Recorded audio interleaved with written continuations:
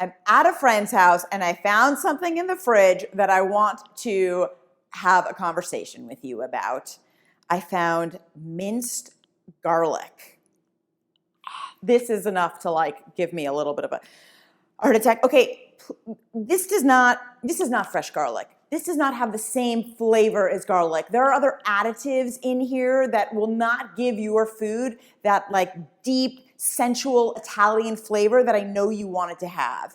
Plus, in Italy, it is very rare that people even chop the garlic. They use garlic whole to give an undertone and to give that Italian flavor that I know you love.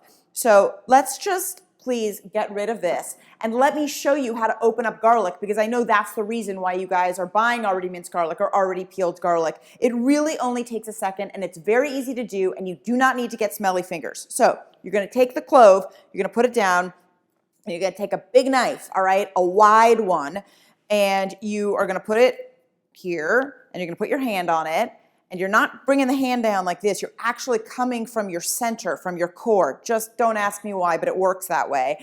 And you just go right in, all right? And you heard a crack, and then here you go. It's opened. Oops. Voila. There you go. You will never, almost ever need to chop this thing, and this is like the gift of God for your food.